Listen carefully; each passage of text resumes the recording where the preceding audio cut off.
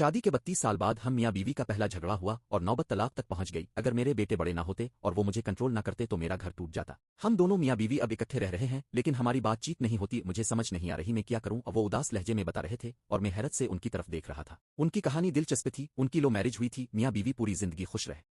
اللہ تعالیٰ نے صحت مند بچے دیے، وہ پڑھ لکھ کر سیٹل ہو گئے، گھر بار گاڑی بلکہ گاڑیاں اور کاروبار بھی ٹھیک تھا، اسٹیٹس بھی تھا، لہٰذا ان کی زندگی میں مسئلہ کوئی نہیں تھا۔ بیگم صاحبہ بھی نہایت عاجز اور ہمدرد تھیں، یہ ہمیشہ خوش رہتی تھیں، لیکن پھر شادی کے 32 سال بعد ان کا خوفناک جھگڑا ہوا اور آخر میں دونوں کے درمیان بات چیت بند ہو گئی۔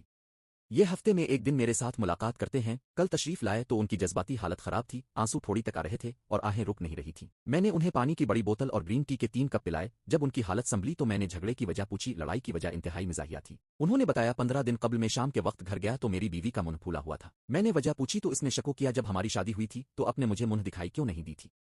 میں نے حیرت سے پوچھا منہ دکھائی کیا ہوتی ہے؟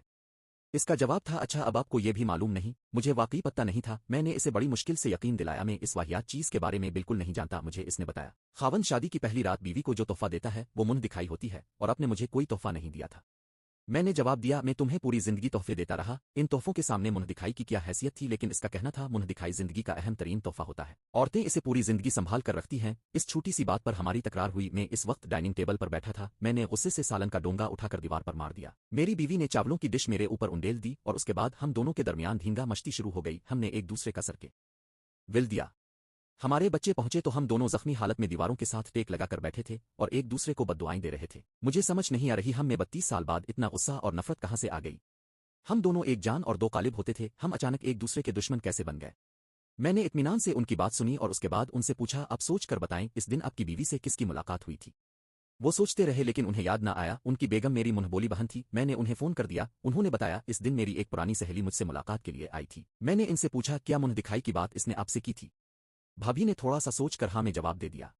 میں نے فون اسپیکر پر شفٹ کیا، بھابھی کو رانا صاحب کی موجودگی کا بتایا، رانا صاحب کو فون کے قریب بٹھایا اور پھر دونوں سے عرض کیا ہماری زندگی میں رحمان اور شیطان دونوں انسانوں کے روپ میں آتے ہیں، ہمیں روز باز ایسے بابرکت لوگ ٹچ کرتے ہیں جن پر اللہ مہربان ہوتا ہے، لوگ رحمت ہوتے ہیں، ان کی ذات دوسروں کے لیے رحمت، برکت، آسانی اور خوشی کا سبب بنتی ہے، یہ لوگ تصوف کی دنیا میں رحمانی کہلاتے ہیں، ان کی خاص نشانی شکر اور ماشاء اللہ ہے، یہ جب بھی دوسروں سے ملیں گے ان کی اچیومنٹ، ان کی خوشیوں اور ان کی کامیابیوں پر دل سے ماشاء اللہ کہیں گے، یہ انہیں شکر کرنے اور اللہ تعالیٰ کا شکریہ ادا کرنے کی تلقین کریں گے۔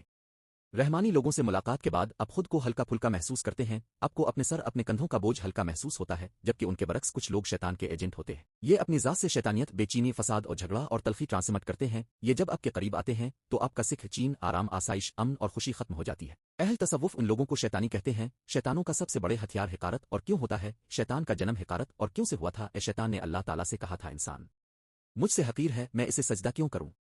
چنانچہ یہ لوگ جب بھی آپ سے ملیں گے یہ آپ کو کیوں کے ہتھیاروں سے حقیر ثابت کر دیں گے اور یوں آپ کی زندگی کا چین اور امن ختم ہو جائے گا۔ میں نے بھابھی سے عرض کیا بھابھی آپ کی وہ سہیلی بھی شیطان کی ایجنٹ تھی، اس نے صرف ایک فکرے سے یعنی تمہارے خاوند نے تمہیں منہ دکھائی کیوں نہیں دی؟ آپ کی ازدواجی زندگی کا بیڑا غرق کر دیا، یہ شیطان کا وار تھا، اللہ نے آپ پر کرم کیا، آپ لوگ بچ گئے۔ میں نے سینکڑوں لوگوں کو اس وار کے ذریعے برباد ہوتے دیکھا، لہٰذا آپ لوگ ایسے لوگوں سے بچ کر رہا کریں۔ بھابھی نے لمبی اور ٹھنڈی آہ بھری، اللہ تعالیٰ کا شکر ادا کیا اور رانا صاحب سے معذرت کر لی۔ رانا صاحب نے بھی بیگم سے اپنا تلخ نوائی پر معافی مانگ لی اور یوں دونوں دوبارہ شیر و شکر ہو گئے۔